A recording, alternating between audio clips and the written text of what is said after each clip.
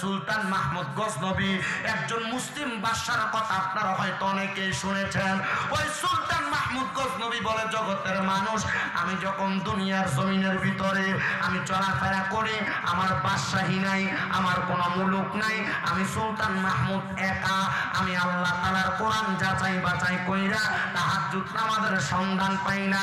ব্যবসা করেন বরকত হয় না, কামাই রুজি করেন শান্তি পান না, ঘর থেকে রোগ বালা মুসিবত ছাড়ে না, আপনার সন্তান হয় না, আপনি কাজকর্ম করেন কোনো শান্তি পান না। আমি বলবো তাহাজ্জুদের নামাজ পড়বেন, শান্তি পাবেন। সুলতান মাহমুদ গজনবী কয়, আমি তাহাজ্জুদ নামাজ পড়িরা আল্লাহর কাছে শুধু কাঁদছি, আল্লাহ আপনি আমার সম্মান প্রদান করেন। আমার আল্লাহ তাআলা সুলতান মাহমুদ গজনবীর গজনব এলাকার বাদশা বানিয়ে দিছে। আস্তে করে না জোরে কোন সুবহানাল্লাহ। গজনব এলাকার বাদশা হওয়ার পরে দুনিয়ার অনেক মানুষ দেখবেন সম্পদের মালিক হওয়ার পর নিচা জাতের মানুষটি আর ভাল লাগে না। রাস্তা দিয়ে হাঁটে রিক্সার ড্রাইভাররা সালাম দেয় না। রাস্তা দিয়া যখন হাঁটে দেখবেন রাস্তা দিয়া চলার পথে কেন এই কি কয় কৃষকরা চোখে লাগে না। এমন অনেক মানুষ আছে সম্পদের মালিক হওয়ার পর নিচু লোকদেরকে ভালো লাগে না, নিম্নবিত্তদেরকে ভালো লাগে না। সুলতান মাহমুদ গজনবী কয়, না, আমি বাদশা হওয়ার পর এই মানুষদেরকে সম্মান দিয়েছি, তাজিম করেছি। এই জগতের মানুষ সুলতান মাহমুদ গজনবী সম্পদ হওয়ার পর নামাজ ছাড়ে নাই, ইবাদত ছাড়ে নাই, আল্লাহ তাআলার ইবাদত ছাড়ে নাই। উনি বলে, আমি তাহাজ্জুদের নামাজ প্রতি রাতে রাতে পড়তাম। এই পর্দার অন্তরালের মা রোগ বালা মুসিবত কেমনে ছাড়বো? 5 ওয়াক্তই তো পড়ো না, তাহাজ্জুদ পড়বা কোন সময়? যুবক ভাইরা, মুরব্বী বাবারা, শরীর সুস্থ থাকবো কেমনে? 5 ওয়াক্তই তো পড়ো না, তাহাজ্জুদ পড়বা কোন সময়? আল্লাহ তাআলা ফরজিয়ত ইবাদতের পাশাপাশি নফল ইবাদতের কারণে সম্পদ দেয়, রিজিক দেয়, শরীরের অসুস্থতা দূর করে, বিপদ আপদ কাটায় দেয়। তো তুমি তো ফরজ ইবাদতই করো না, নফল ইবাদত করবা কোন সময়?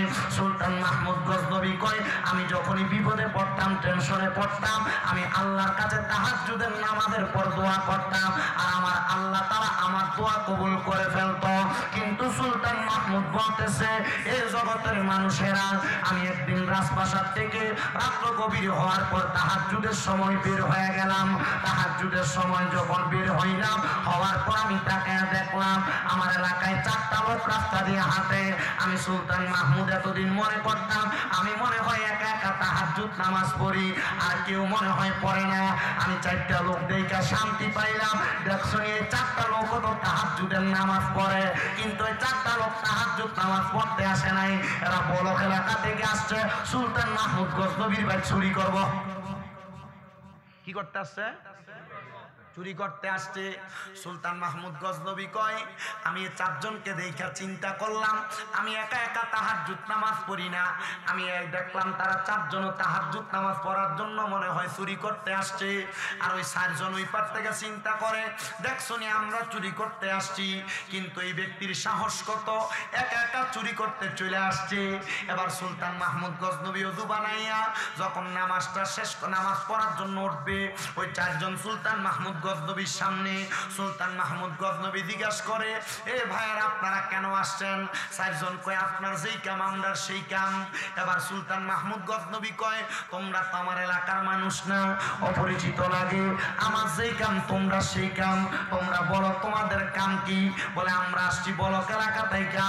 তুমি আসছো চুরি করতে, আমরা আসছি বলক থেকে বাদশার বাড়ি চুরি করতে।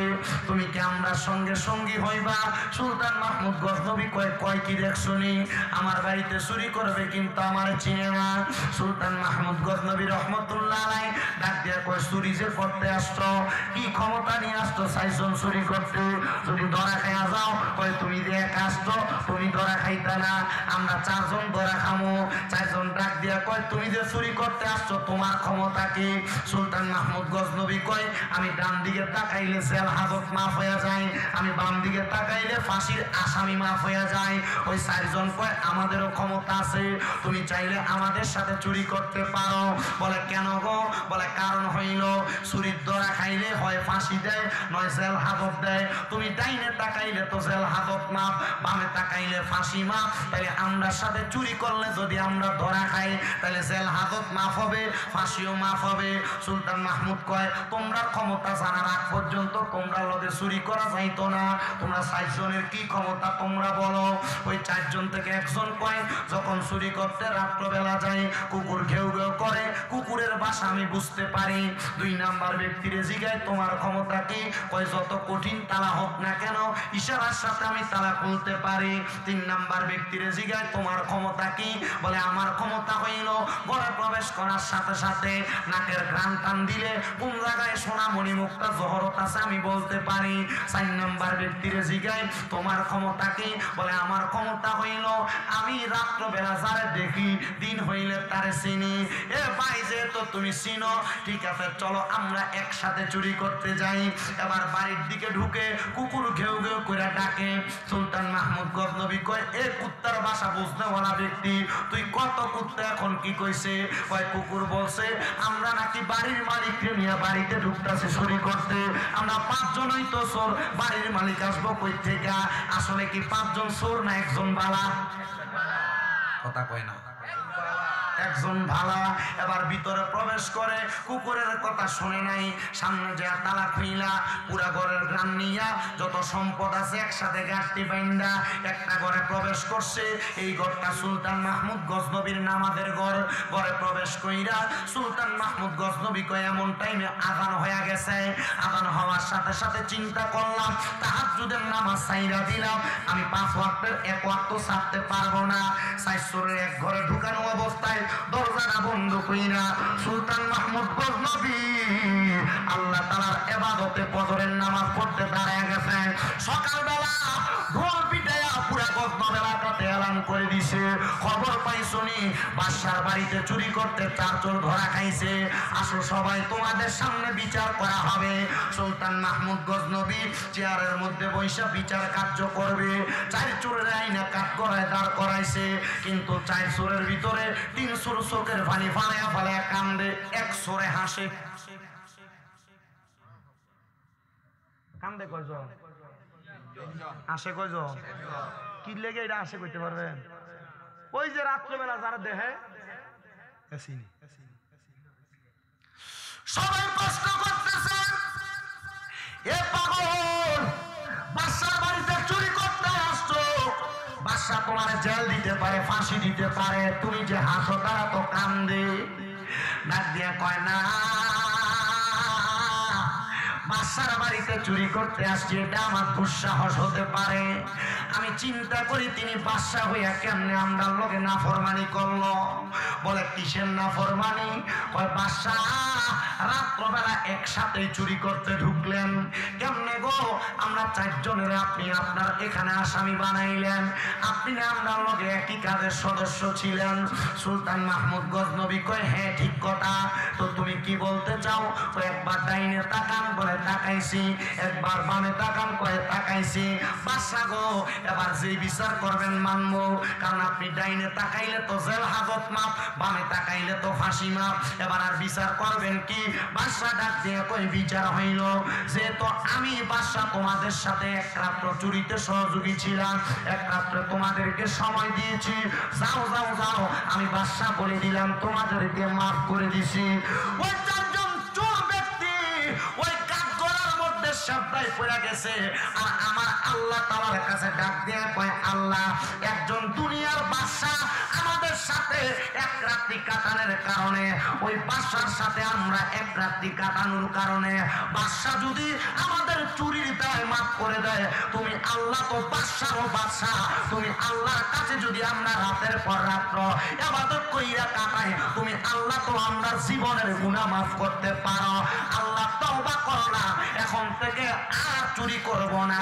আরে বাবা তওবা তো সবাই করে, আর গুনাহ করবে না, পাপ করবে না, চুরি করবে না, নামাজ ছাড়বে না, গালমন্দ করবে না, পরের হক খাবে না, পরে আবার ঠিকই করে। এটা তওবা না, এটা তওবা না।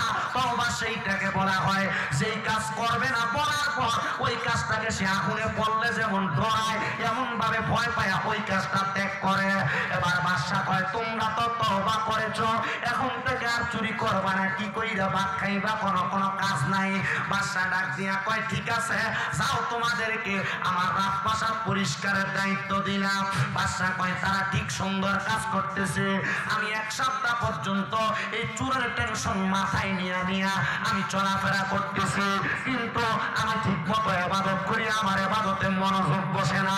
এক সপ্তাহ পরে আমার তাহাজ্জুদ নামাজে মনোযোগ বসছে, কিন্তু তাহাজ্জুদ নামাজটা পড়ার সাথে সাথে গায়েবীভাবে একটা আওয়াজ আসছে, সুলতান মাহমুদ গজনবী, তুমি কেমন বাদশা হইলা?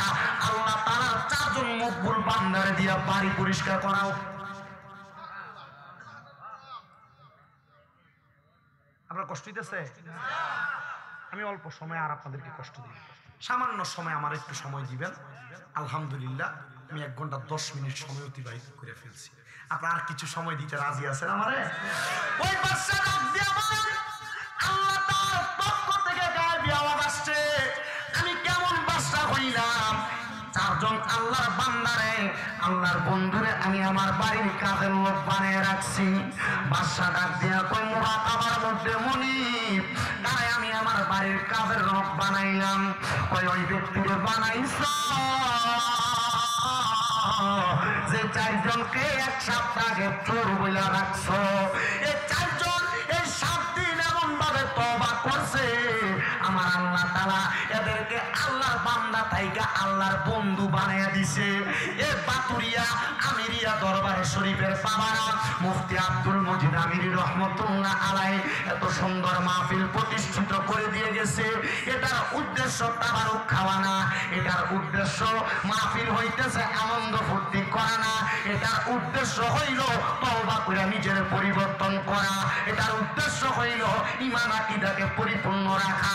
এবার আপনারা বলেন, আমরা সবাই ঈমান আকীদারে পরিপূর্ণ রাখার জন্য, আমরা দুনিয়া এবং আখিরাতকে সুন্দর করার জন্য বেশি বেশি তওবা করার দরকার আছে না নাই? নবী আমার ঘরে ওসমান বিন নূরাইন, তুমি প্রত্যেকদিন যখন ঘুমাইবা 3000 উট কোরবানি করে ঘুমাইবা, সদকা করে ঘুমাইবা। নবী গো 3000 উট কোথায় পাবো? আমার নবী কই, ওসমান মনে রাখবা, ঘুমানোর আগে যদি কেউ আয়াতুল কুরসি আয়াতটা তেলাওয়াত কইরা ঘুমায় 3000 উট কোরবানি করার সওয়াব পায় এবং তার মরার আগে তওবা নসিব হয়ে যায়। মুসলমান ও পর্দার অন্তরালের মা বোনেরা, এই যুবক ভাইরা, সোশ্যাল মিডিয়ার মাধ্যমে শুননেওয়ালারা, জীবন পরিবর্তন করতে চাও, আল্লাহর কাছে তওবা করে ফেলো। মনে রাখবেন, তওবা করতে পারলে আমার আল্লাহ তাআলা আপনার জীবনের গুনাহ মাফ করে আপনার দুনিয়া এবং আখিরাতের সম্পদ দিয়া ধনী বানিয়ে দিবে। যেমন ধনী বানাইছে আমার হুজুর বড় পীর গৌসে পাক আব্দুল কাদের জিলানী একটা চোর মানুষকে সেই চোরে ওলি বানাইছে, এটার কথা আপনারা জানেন। কিন্তু আরেক চোর গৌসে পাক আব্দুল কাদের জিলানীর দরবারে গেছেন চুরি করার জন্য, সন্ধ্যা রাত্রে ঢুকছে, সারা রাত্র চুরি করার কোনো সুযোগ পায় নাই। গৌসে পাক তাহাজ্জুদের ওযু করতে বের হয়েছে, এমন টাইমে গৌসে পাকের সামনে দিয়া চোর বের হয়ে যায়। গৌসে পাক জিজ্ঞাসা করে, এ ভাই কোথায় আসছেন, আবার কোথায় চলে যান? সোরা মানুষ ডাক দিয়া কই, হুজুর ইসলাম মুড়ি দইবার লাগিয়া। কি লেগাইছে? আসলে কি মুড়ি দিতেছে? এসে কি লেগা? চুরি করবার লাগা। ডাক দিয়া কই, হুজুর মুড়ি ধইতে আসছি। হয়তো মুড়ি ধও না কেন, যাও গা কেন? হুজুর গো চলে যাচ্ছি এই কারণে, আজকে দেখা গেলাম আরেকদিন আসবো। কই না রে বাবা না, মানুষের হায়াত বেশিক্ষণ থাকে না, তাড়াতাড়ি মুড়ি ধইয়া চইলা যা, এরপরে থাকবা। তারা বায়াত গ্রহণ করেন নাই, হক্কানি একটা পীর ধরে বায়াত গ্রহণ করবেন। বলে হুজুর হক্কানি চিন্তান কেমনে? এখনকার যুগে তো বহুত ফিসাবরা মুরিদরা সামনে সিগারেটও খায়, পিঠা আছে না বাবা? এখনকার যুগে বহুত ফিসাবরা তো বিট্টিন লইয়া বইও খায় সামনে। কি কোরআন হাদিসের কোন জায়গায় দেখাইতে পারবো কোন ফিসাবে বেরিয়ে লগলে বইয়ে থাকুন এটা জায়েজ আছে আল্লাহর কসম এদের কারণে সুন্নিয়তের বদনাম হবে কথা কন্যা খেলে এ মুসলমান এই নবীর উম্মতের দলেরা ইবনে মাজাহ শরীফ 303 নাম্বার পৃষ্ঠার হাদিস আল্লাহর নবী কয় আলা উখবিরুকা আমুলুকিল জান্নাহ অথবা আলা উনাবিউকুম বিখিয়ারিকুম আমি কি তোমাদেরকে উত্তম ব্যক্তি সম্পর্কে খবর দিব না নবী গো উত্তম ব্যক্তি কোনটা আমার নবী কয় ইজা রুউ যুকিরাল্লাহু আযজা ওয়া জাল্লা পীরের দিকে তাকাইলে আল্লাহর কথা মনে হইব বলে হুজুর আল্লাহর তো কোনোদিন দেখছি না আল্লাহর কথা কেমনে মনে হইব মনে রাখবা পীরের ঈমানের পাওয়ার আমলের পাওয়ার এই দুইটা জিনিসের পাওয়ারে তোমার আল্লাহর কথা মনে করায়া দিব এটাই হক্কানি পীর এটারে দেখলে তোমার আমল আখলাক ঈমানের প্রতি দৃঢ়তা বাড়বে এবার আপনারা বলে এমন হক্কানি পীর যাচাই বাছাই করার দরকার আছে না নাই হক্কানি পীর গোসে পাক আব্দুল কাদের জিলানী ডাক দিয়ে কয় বাবা মুরিদ হও হুজুর মুরিদ হইতাম ওযু নাই তো চিন্তা করছে ওযুর মাসালার ওযুর ফাঁকটা দিয়ে একটু ভাগবো হুজুর কই নে আমার পানিটা দিয়ে ওযু কর আমার ওযু করা শেষ হুজুর গোসে পাকের ওযুর পানিটা পর্যন্ত তারে দিয়া ওযু করাইছে পরে ঘরে ঢুকে কয় তোর শরীরের কাপড়গুলো সুন্দর দেখা যায় না নে রে আমার গায়ের একটা পাঞ্জাবি তোরে পরাইয়া দিলাম ওরে বাজারে রো সাদা মার্কি আমার অঙ্গে না লাগায়ো মুর্শিদ তোমার গায়ে কোরআন চাদর দিয়া আমার জানাজা পড়াই দিও যাইতে আমায় সঙ্গে নিও বলে আর কোন দল চাই না মুর্শিদ যাইতে আমায় সঙ্গে নিও এ মুসলমান এই নবীর উম্মতের দলেরা আশিক রাসূল ভাই বাবারা একটু অন্তরের কানটা লাগে শুনবা গাউসে পাক কয় মাথায় তো কিছু নাই গাউসে পাকের একটা পাগড়ি একটা টুপ একটা মাথার টুপি পরাইয়া দিছে কয় বাবা হাতটা বাড়া পাগলা হাত বাড়াইছে কয় মুরিদরা হইয়া কোন রকম ভাগি কয় এবার আমার সাথে কোনদিন নামাজ ছাড়তি না গাউসে পাকের লগে কয় নামাজ ছাড়তাম না কয় আমার সাথে কোনদিন তুই মিশা কথা কইতি না হুজুর মিশা কথা কইতাম না মুরিদ হওয়ার মানে হইল আবদ্ধ হওয়া মুরিদ হওয়ার মানে হইল মিশে যাওয়া মুরিদ হওয়ার মানে হইল প্রতিজ্ঞা করা মুরিদ হওয়ার মানে হইল ওয়াদাবদ্ধ হওয়া আমরা মনে করি মুরিদ হয়ে গেছি গা বাচ্চা গেছি গেছি না মুরিদ হওয়ার পর পীর যে সবক দিছে ওই সবক মাইনা চলতে পারলে বাঁচবা আন্নতে তোমার ফিরে তোমার চেহারার দিকেও ফিরে চাইতো না এইটা মনে রাখবা সবক না মানলে তুমি মুরিদ এটা নামের কামের না দরবারে সবক আছে প্রত্যেক দরবারে সবক আছে যে কোনো পীর থাক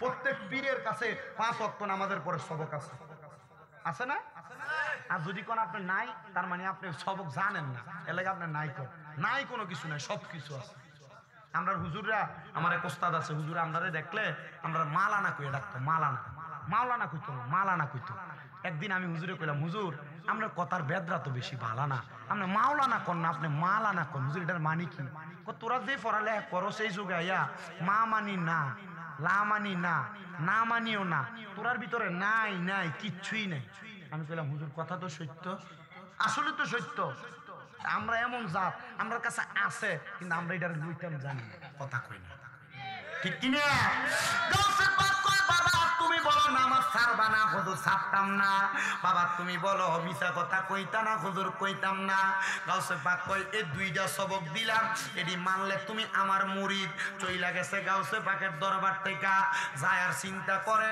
রাত্র তো শেষের পথে এখনো তো কিছুই চুরি করতে পারলাম না সামনে পড়ছে ইরাকের বাদশার বাড়ি এবার বাদশার বাড়িতে ঢুকতেছে চুরি করবার লাগা বাদশার বাড়ি দারোয়ান দাঁড়ানো চোখে ঘুম বাপ বাড়ির ভিতরে প্রবেশ করছে দারোয়ান জিগায় কে আপনি কই যান কয় বাদশার বাড়িতে চুরি করবার লাগা দারোয়ান কয় এত লম্বা পাঞ্জাবি ভরালো মাথায় ডুবি লাগাই না মনে হয় বাদশার কোনো ভাইয়ের বন্ধু হইব যাইতেছে আমার লগে তিস্কারি করতেছে মনে হয় মস্কারা করতেছে ডাক দিয়ে কই যান কই বলে যাচ্ছি চুরি করার জন্য বলে না ঠিক আছে যান আপনি, দারোয়ান দাঁড়ানো। ঘরের মধ্যে প্রবেশ কইরা মণি মুক্তা জহরত যা আছে সব নিছে নিয়ে বসে। এমন টাইমে আবার ফজরের আজান পড়ে যাওয়াতে চিন্তা করে ধনী মানুষ এত তাড়াতাড়ি তো ঘুম থেকে ওঠে না। গাউসে বাগ যেহেতু কইছে নামাজটা ফুইরে হইলই, মালগুলো একটা সাইডে রেখে নামাজ পড়ে। আমরা সমাজে এমন জাতের বহুত চোর দেখবেন, ভাইবাতিরা জমি দখল করে রাখছে, সুদে টাকা খায়, বসে টাকা খায়, মসজিদের সামনের কাতারে দেয় নামাজ পড়ে। এমন চোরটা বেড়ায় আমাদের এলাকায় আছে না নাই? হ্যাঁ, আমি গতকালকে যে না মাহফিলে গেছি, এনে শুধু এই কথাটা 5 মিনিট কইছি। কনে আমারে সভাপতি ফিসুন দিয়া হুজুর যা কইছেন চলবো, ও আজার লাগতো না, ও আজার লাগতো না। কি লাগে বাবা? ও হুজুর এই ওয়াজ দেয়, সুদের ওয়াজ দেয় অনকালার কেউ করে না। আমি কইলাম আচ্ছা কি লেগে করে না সুদের ওয়াজ? ও হুজুর কারণ সুদ প্রতিষ্ঠাকারী না সমাজের ভিতরে চলতেছে। কথা কই না, আছে না নাই? জোরে কয় না, আছে না নাই? এ মুসলমান, ওই ব্যক্তি নামাজে দাঁড়াইছে, এমন টাইমে ইরাকের ওই বাদশার ঘুম ভাঙছে। বাইরে হইয়া দেখতেছে তার বাড়ির রাজপ্রাসাদের বড় বড় সিংহপুরের মুখ খোলা। প্রবেশ কইরা দেখতেছে একজন লম্বা জুব্বাওয়ালা মাথায় পাগড়িওয়ালা নামাজ পড়তাছে। এবার যায় কইতাছে দেখছনি, মনে হয় চোরের চুরি করে যাইতে লাগছিল। আরে আল্লাহওয়ালা ব্যক্তি আমার মালদি বাঁচাইছে। আসলে কি তাইনি বাঁচাইছে না তাইনি ওই চোর? তাইনি নিজেই চোর। এবার নামাজটা শেষ করছে। এবার বাদশা ডাক দিয়া কয় কে গো আপনি? আর কোনোদিন তো আপনার দেখি নাই, আপনি আমার মাল সম্পদ সব বাঁচাইছেন, বস্তাটা সামনেই পড়ে আছে। উনি ডাক দিয়া কয় বাদশা গাউসে পাকের কাছে ওয়াদা করা মিছা কথা কইতাম না। এ বাদশা আমি চোর থেকে মাল বাঁচাই না, আমি নিজেই চোর। বাদশা ডাক দিয়া কয় আমি এতদিন মুড়ি দইবার লাগিয়া মুক্ত হয়ে পাই না, দেখছনি কেমন জাতের ব্যক্তি, চোরের কাছ থেকে মাল উদ্ধার করছে তো করছে, চোরে বাঁচাইবার লাগে চোরের ভাই নিজের কান্দে লইছে। হুজুর আল্লাহর কসম আমনের মতো বিশ্বাস আর দুনিয়াতে নাই, আমনে বড় বিশ্বাস। আপনি আজকে আমার মুড়ি করে যাইবেন, আমরা সেটা আপনার কদম ছাড়তাম না। আসলে কি এবার হিসাব সর্দি গাউসে পাকের নজর পড়ছে। আরে গাউসে পাকের এমন নীলা চোরকে ধরে কুতুব বানায়, গাউসে পাকের এমন খেলা চোরকে ধরে কুতুব বানায়। আইরে মাইয়া মানুষ ফোয়া বানায় বাগে দাদের মাজার, আইরে মাইয়া মানুষ ফোয়া বানায় বাগে দাদের মাজার। আমার গাউসে পাকের নাম জপিলে আল্লাহ পাওয়া যায়, আমার গাউসে পাকের নাম জপিলে যাই। ও মনে কাঁদিস নাই আর গাছ নাই, কাঁদিস নাই আর বাস্ত নাই, গাউসে পাকের নাম জপিলে আল্লাহ পাওয়া যায়, আমার গাউসে পাকের নাম জপিলে। আমার গাউসে পাকের কেরামতি বুঝা বড় অসীমতি। গাউসে পাক আমরা এদিকে চলেনি, আপনার এলাকার আমার গাউসে পাকের কেরামতি বুঝা বড় অসীমতি। গাউসে পাকের কেরামতি বুঝা বড় অসীমতি। চোরকে ধরে কুতুব বানাই, চোরকে ধরে কুতুব বানাই বাগে দাদের মাজার। আমার গাউসে পাকের নাম জপিলে আল্লাহ পাওয়া যায়, আমার গাউসে পাকের। ও মনে কাঁদিসি নাই আরে গাছ তলায়, কাঁদিসি নাই আরে বাস তলায়, গাউসে পাকের নাম জপিলে যাই। বলেন গাউসে পাকের বাজানো ওই বাসা ডাক দিয়া কয় ভাই জানো ও হুজুর আপনার কাছে আমার বায়াত করার কয়গণে আমার মাল সম্পদ সব নিয়ে যান, বাদশাহী নিয়ে যায়, আপনার মতো ফির আমি কোনোদিন ছাড়তাম না।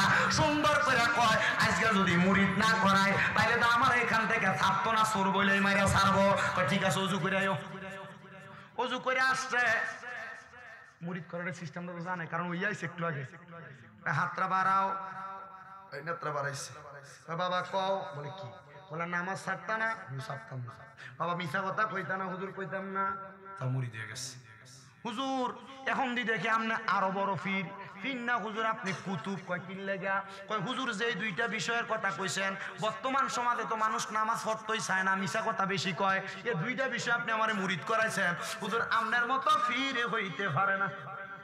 কি জাতের ভিড় রে? হুজুর চলে যাইতেছে, চিন্তা করতেছে মাল নেওয়ার দরকার নাই, ফিরাতে গেছে বাচ্চি এটাই শুক্রিয়া, বাচ্চার বাড়ির ধরা খাইছি। বের হইয়া যাইতেছে, বাচ্চা ডাক দিয়ে হুজুর হুজুর সুরে যদি আমার সব নিয়ে যাইতো, এগুলা তো এমনি চলে যাইতো হুজুর, এগুলা আপনি হাদিয়া স্বরূপ নিয়ে যান। ওরে ঘরের মাংস নিয়ে গেল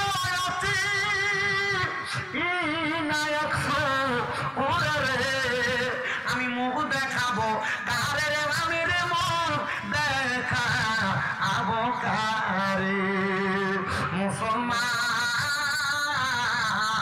ও নবীর উম্মতের দলেরা, এবার যত মাল সামান আছে সবগুলা দিয়া দিছি। লোকটা কই আমি কান্দে নিয়া বাড়ির দিকে যাই নাই, আমি চলে গেছি গৌসে পাকের দরবারে। গৌসে পাক কয় পাগলা কেমন মুরিদ করাইলা? কয় হুজুর আপনি জানলেন কেমনে? কয় গৌসে পাক আব্দুল কাদের জিলানীর কাছে যদি কেউ মুরিদ হয়, দেশের ওই প্রান্তেও যদি থাকে, যদি তার পরনের লুঙ্গিটা ফরজ তরফ হইয়া যায়, আমি গৌসে পাক পৃথিবীর এই প্রান্ত তাইকা ওই প্রান্তে তার ফরজটারে ঠিক কইরা তার পরনের লুঙ্গিটা পর্যন্ত ঠিক কইরা দে। আমি গৌসে পাকে এই ক্ষমতা দিয়েছেন স্বয়ং আমার আল্লাহ। আর ভগবান খুলে বলেন না সুবহানাল্লাহ। এ মুসলমান, গৌসে পাক আব্দুল কাদের কেমন কাটলো সময়? কয় হুজুর একবার চুরি করতে আইসা হইলাম মুরিদ, আরেক জায়গায় চুরি করতে হইতে যায় করলাম মুরিদ। হুজুর বুঝলাম না তো খেলাটা, এটা কেমন খেললেন? হুজুর গৌসে পাক কয় পাগলা শোনো, তুমি তো চুরি এমনি করতে আসো নাই, অভাবে পুরা চুরি করতে আসছো। মনে রাখবারে কোন এলাকার কোন মানুষ যদি চুরি করে, ওই এলাকার বাদশা যদি তার অভাবের কারণে যদি কেউ চুরি করে, ওই এলাকার বাদশা নেতা যদি খবর না রাখে, আল্লাহর কোরআন এবং রাসূলের হাদিস বলে বাদশার হাত কেটে দাও। কোন মানুষ যদি পেটের ক্ষুধার জ্বালায় চুরি করে, কোরআন হাদিসের সমাধান কি? ওই এলাকার যিনি প্রতিনিধি তার হাতটা কেটে দাও। কেন? বলে এই এলাকার প্রতিনিধি তার এলাকার মানুষের খবর নিছে না। আমরা সমাজের যে একটা অবস্থা, মাশাআল্লাহ ভোটটার সময় না নেতা কথা কয় না, নেতারা তো এই সময় এরপর খবর লয় না। আত্রা কোরআন সুন্নাহ মোতাবেক দুনিয়া যদি না কাটে, কবরে সামরাডি টাইনা টাইনা ছিল হয়তো না কবরে গেলে। আল্লাহ বুঝার তৌফিক দান করুন, কয় আমিন। কয় জানে পাগলা, যা তো সম্পদ নিয়ে বাড়িতে যা। গাউসে পাক ডাক দিয়ে কয় যা বাড়িতে যা। হুজুর বাড়িতে যদি যায় আমার বউ তো কইব চুরির মাল এগুলা। আমার বউ আমারে কইছে চুরির মাল যেন কোনোদিন না খাওয়াই। হুজুর আমার স্ত্রী কইছে পারলে সামান্য চাউল নিয়ে যাইতে, এগুলা হালাল পথের হইলে আমার বউ খাইব, হারাম পথের হইলে আমার স্ত্রী খাইতো না। এখনকার বেরিয়া হারাম হারাম চিন্তা করে না, স্বামী সুদের টাকা আনছে না ঘুষের টাকা আনছে, ফলের হক মাই আনছে না কোন টাকা আনছে, বেরিয়ে চিন্তা করে না। মনে রাখবা গো মা, তোমার স্বামী তোমারে হালাল কামাই খাওয়ায় না হারাম কামাই খাওয়া। এই কথা চিন্তা যদি তুমি না করো, এই হারাম খাওয়ার কারণে কবরে তুমিও জাহান্নামের আগুনে জ্বলবা। এ বাবা, হারাম টাকা দিয়ে সন্তান মানুষ করবা, সন্তান তুমি বাপরে হাসরের ময়দানে চিনবে না। হারাম টাকা দিয়া স্ত্রীর দামি দামি কাপড় কিনা দিবা, স্ত্রী তোমার স্বামী কইলা পরিচয় দিবে না। বলে হুজুর সুন্দর জামা কাপড় কিনা না দিলে তো ঘাড়ের উপরে মুখ নদীকে ফিরে উঠতে থাকেগা। কথা কয় না কা? বালা জামা কাপড় না কিনা দিলে কিছু চাইছে যদি পরের মাসে না অন্যদিকে ফিরে শুয়ে থাকে, অন্যদিন জামাইবো এক লগে ঘুমাইতো মাঝখান দিয়ে কোল বালিশ দিয়া দেয়, এমন বেরিয়ে আছে না নাই বাংলাদেশে? এ মহিলারা মনে রাখবা গো মা, স্বামীকে এমন ভাবে অবাধ্য কইরা অমান্য কইরা কোনোদিন জান্নাতে যাইতে পারবা না। হুজুর গো এমন মহিলার তো অভাব নাই। মনে রাখবা মহিলারা জান্নাতে যাওয়া বড় সহজ। সাইর কাম করলে, নামাজ পড়লে, পর্দা করলে, লজ্জাস্থানের হেফাজত করলে, স্বামীর আদেশ মানলে একটা মহিলা এমনি জান্নাতে যাইব। কিন্তু বেরিয়ে নামাজের প্রতি অলসতা বেশি, পর্দার প্রতি অলসতা বেশি, লজ্জাস্থানের হেফাজত করে না। জামাই যদি প্রবাসে থাকে পরকীয়ায় লিপ্ত হয়ে যায়, অন্যান্য পুরুষদের সাথে কথাবার্তা সম্পর্কে লিপ্ত হয়ে যায়। আর 4 নাম্বারটা বড় মারাত্মক। এই 4 নাম্বারটা হইল মহিলারা স্বামীর আদেশ মানতে চায় না, অবাধ্যা করে, স্বামীর কথা শুনতে চায় না।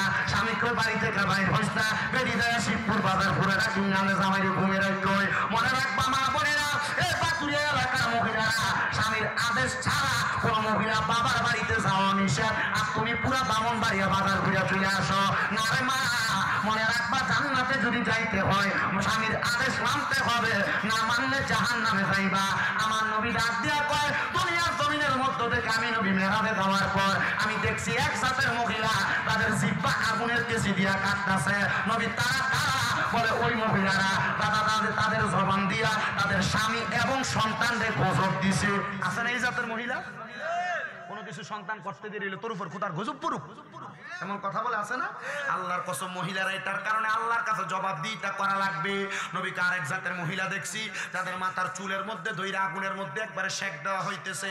নবী তারা কারা? বলে এমন জাতের মহিলা যাদেরকে দেখবা মাথার চুল বাঁধছে, এদের মাথার খোফাটা ওটের কুজের মতো গরির সুডির মতো দেখা যায়। দেখবেন আপনার মাইয়া, আপনার বউ, আপনার জি, আপনার ফুতের বউ, আপনার বইনে এভাবে চুল বাঁধে, মাথা কপাল এক জায়গায়, মাথার চুলের খোফা একবার উঁচা, এটার কারণে জাহান্নামের আগুনে জ্বলবে। নবী কয় শুধু তাই না, আমি আরেক জাতের মহিলা দেখছি যাদের স্তনগুলার মধ্যে লোহার গরম রড লাগায় দিয়া লটকায় শেক দেওয়া হইতেছে। নবী তারা কারা? বলে তারা হইল ওই মহিলা যেই মহিলারা কাপড় পইরাও উলঙ্গ ছিল। আপনার মাইয়া, আপনার বউ, আপনার বইনে, আপনার মায়ে কাপড় পরে দেখবেন অবাক করা কাপড়, যে কাপড়ের উপর দিয়া তার বডি স্ট্রাকচার যাচাই করা যায়, সব ধরা যায় না। গো মা, এমন জামা কাপড় পইরো না যে কাপড় পরলে তোমার পেটের অংশ দেখা যায়, এমন বোরকা পইরো না যে বোরকা টাইট ফিটিং তোমার শরীরের অঙ্গভঙ্গি দেখা যায়। এটার কারণে জাহান্নামে যাইবা, আল্লাহ তাআলার আযাবের শিকার হইবা। মুসলমান ইমানদারের দলেরা, নবীর উম্মতের দলেরা, এবার হযরতে গৌসে পাক আব্দুল কাদের জিলানী কয় বাবা দাস না, কয় হুজুর না, বউ মনে করবো এগুলা নাকি আমার চুরির সম্পদ। কয় কি করবি? কয় হুজুর আমার সম্পদের দরকার নাই, আপনার মতো ফির পাইছি, দুনিয়ার সম্পদ দিয়া কি করতাম, আমি আখিরাতের সম্পদ অর্জনের রাস্তা পেয়ে গেছি। বলে কি করবা? কয় দান কইরা দিলাম। সব দান করে দিছে, এলাকার মানুষ সব পেয়ে গেছে। এর কিছুদিন পরে ওই ব্যক্তি ইন্তেকাল করছে। ওই ব্যক্তির স্ত্রী খবর পাইছে, ইন্তেকালের আগে গৌসে পাকের কাছে মুরিদ হইছে। স্ত্রী আইসা গৌসে পাক রেজি গায়, হুজুর আপনি বলেন না আমার স্বামী তো চুরি করত, আপনার কাছে মুরিদ হওয়ার পর কেমন চলছে আমি জানি না, আমার স্বামী মরার পর কবরে কেমন আছে? হুজুর গৌসে পাক কয় স্বামী কবরে কেমন আছে আমারে জিগাও, বাড়িতে যাও তাহাজ্জুদ পড়ো, মুরাকাবা কইরা আমার আল্লাহর কাছে কান্দো, আমার আল্লাহ তাআলা তোমার স্বামীর কবরের অবস্থা বলে দিবে। মহিলা কয় বাড়িতে গেলাম, তাহাজ্জুদ নামাজ পড়লাম, আল্লাহর কাছে কান্দলাম, আমার আল্লাহ তাআলা আমার দেখাইছে আমার স্বামী জান্নাতের মধ্যে সুন্দর পোশাক পইরা সুন্দরভাবে ঘোরাফেরা করতেছে।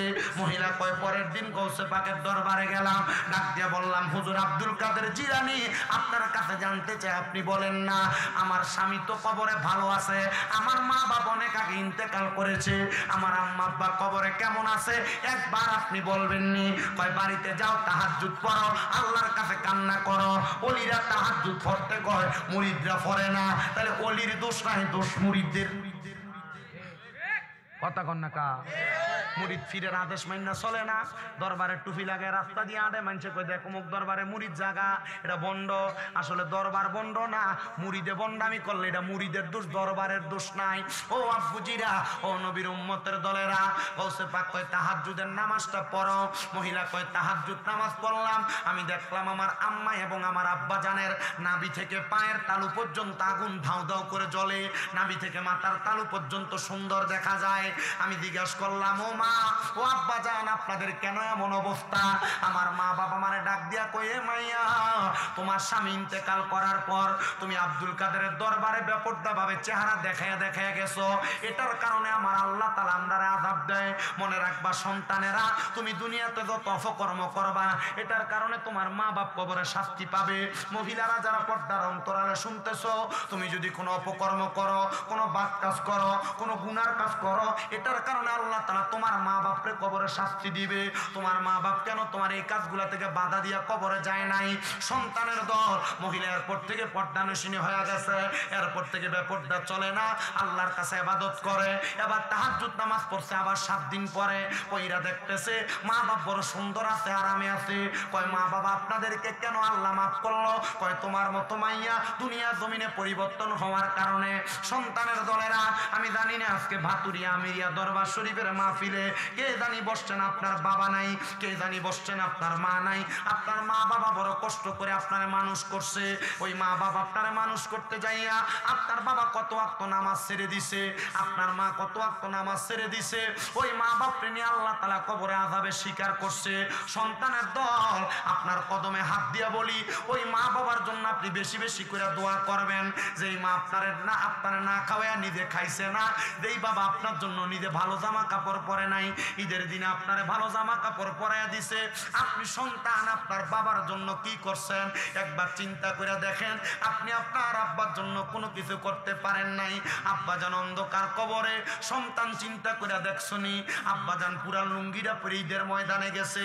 যদি জিগাইতো বাবা আপনি কেন নতুন জামা কাপড় পরেন না, আব্বা উত্তর দিত পুত্রে এখন কি আর আমার ঈদের বয়স আসেনি, এখন তোমার কাছে টাকা আছে কিন্তু ওই আব্বাজান দুনিয়াতে নাই, আব্বাটারে 500 টাকা দিয়ে একটা লুঙ্গি কিনা পরাইতে পারো না। এ সন্তান আম্মা কাপড় রাস্তার মধ্যে 10-5 টাকা বাইন্দা রাখছে, ওই মা জননী তোমার স্কুল মাদ্রাসায় কামে যাইতে 10-5 টাকা দিছে। এখন মায়ের কাপড়টা ছিঁড়া, মা কোনো নতুন জামা কাপড় পরতে পারছে না। তোমার কাছে টাকার অভাব নাই কিন্তু তুমি তোমার মা জননীরে একটা 1000 টাকা দিয়ে কাপড় কিনা পরাইতে পারো না। মা কবরে, সন্তানের দল তোমার পায়ে ধরে আবদার করি রে বাবা, তোমার মা কবরে, তোমার বাবা কবরে, ওই আম্মা আব্বার জন্য তুমি কোনো কিছু করতে পারো না। মা জননী পান্তা ভাতটি খাইছে না, আমার ফুতের রোদে দিয়ে আইলে পান্তা ভাতটা খাইলে তার কলজাটা ঠান্ডা হইব, মা জননী ওই খাবারটা তোমার লাইগা রাইখা দিছে। চিন্তা করছো নি রে বাতুরিয়া আমিরিয়া দরবার শরীফের বাবারা, ওই মা অন্ধকার কবরে, আম্মা জানলে তো একটা লোকমা খানা তুমি খাওয়াইতে পারো না। হায়রে হে ব্রাহ্মণবাড়িয়া নবীনগরের বিদগড়ের বাতুরিয়া আমিরিয়া দরবারের বাবাজিরা বন্ধুরা, একবার চিন্তা করে দেখো তোমার মা কবরে, তোমার আব্বা কবরে, আম্মা আব্বারে খাওয়াইতে পারো না। আজকে পর্দার অন্তরালে কত মাইয়ারা মা বাপারা মা বাপরে একটু খাবার যত্ন করতে পারে না। এই সবে বরাতের রাতে অনেক পোলাপান মা বাবার কাছে মাপ চাইছে, মা বাবার পায়ে ছইরা সালাম করছে। আজকে তারা মা কবরে বাবা কবরে মসজিদের মধ্যে দোয়া করছে মা বাপের লাইগা। সন্তানের দল, সামনে মাহে রমজান মাস আসতেছে, মা বাবা তোমারে ডাইকা ডাইকা তাহারির সময় উঠিয়া ভোর রাতের বাতি খাওয়াইছে। রমজান মাস আসবো কিন্তু মা বাপ তোমারে ডাক দিয়া ঘুম থেকে তুলতো না। আম্মায় আব্বা সুন্দর সুন্দর ইফতার বানিয়ে খাওয়াইছে, বুইলা গেছো মা বাপকে নিয়ে একসাথে বৈশা বৈশা ইফতার করছো। মা বাপ তোমারে শরবত অর্ধেক খেয়া দিয়া দিছে। রমজান মাস যাইব তোমার সামনে রং বেরঙের ইফতার থাকবো কিন্তু তোমার মা দুনিয়াতে থাকতো না। মা কত সুন্দর ইফতার বানাইয়া তোরে খাওয়াইছে, রমজান মাসটা চলে যাইব তুই তো তোর মারে একটু দামি ইফতার খাওয়াইতে পারতি না। হায়রে চিন্তা করে দেখ, রমজান মাসে মা দুধ কলা মাকে খাইতে পছন্দ করত, এখন দুধ কলা তোর ঘরে থাকবো কিন্তু তোর মা বাপ তোর ঘরে থাকতো না। রমজান মাসটা আসলে ঈদ যখন আসবো তুমি তোমার নিজের জন্য জামা কাপড় কিনবা, সন্তানের জন্য কিনবা কিন্তু মা বাপের লাগে তো কিনতে পারতা না। মা বাপ কবরে শুয়ে রইছে, সন্তান ওই মা বাপ কবরে, কিন্তু অনেক জাতের সন্তান আছে তারা তাদের মা বাপরে বাদ দেয় না। বউয়ের দুইটা কথা শুই না মা বাপরে দুধা করে দেয়, আলাদা করে দেয়। সন্তান তোমার পাউডির ভিতরে দইরা বলি, যদি মা বাপরে দুধা আলাদা করে থাকো এখান থেকে বাড়িতে যাইয়া মা বাবার পায়ে ধরে মাপ চাইবার কইবা মা ও আব্বা আমারে মাফ করে দেন, যতক্ষণ না মাফ করছে ততক্ষণ পাও চাইরো না। বলে হুজুর যাদের বাড়িতে মা আছে তারা বাড়িতে যাইয়া মার পায়ে ধরে মাপ চাইবো, আমার তো আম্মা নাই আমি কার পায়ে ধরে মাপ চাইবো। হুজুর যাদের বাড়িতে আব্বা আছে তারা বাড়িতে যাইয়া বাবার পায়ে ধরে মাপ চাইবো, আমার তো আব্বা নাই আমি কার পায়ে ধরে মাপ চাইবো।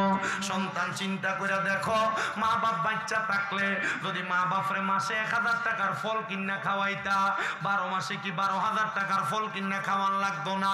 মা বাপ বাচ্চা থাকলে মাসে যদি 2000 টাকার ভাত তরকারি খাওয়াইতা, 12 মাসে কি 24,000 টাকা লাগতো না। তোমার মা বাপ তোমার লাখ লাখ টাকার জায়গা দিয়া গেছে, বাড়ি দিয়া গেছে, ক্ষেত পাথরে জায়গা দিয়া গেছে, কই তোমার মা বাপ তো তোমার কাছে জায়গা জমি দি চায় না। চিন্তা করে দেখো, যদি দিয়া না যাইতো, ভাড়া থাকতা, তুমি তো 12 মাসে প্রতি মাসে 5,000 টাকা ভাড়া দিলে 12 মাসে 60,000 টাকা ভাড়া দেওয়া লাগতো। ওই মা বাপ কবরে, সন্তান ওই মা বাপের কথা চিন্তা কইরা আমি ওয়াজটা শেষ করার আগে আমি শুধু 2টা ছেলে চাই। হুজুর মা বাপ বাচ্চা থাকলে মাসে 1,000 টাকা মা বাবার পেছনে খরচ হইলে 12 মাসে 12,000 টাকা খরচ হইতো। ওই মা বাপের ভালোবাসা আমি 10,000 টাকা আগামী বছর মাহফিলে দান করাম। আমার আম্মার লাগে দোয়া করেন, আমার আব্বার লাগে দোয়া করেন। হুজুর আমি 10,000 টাকা দান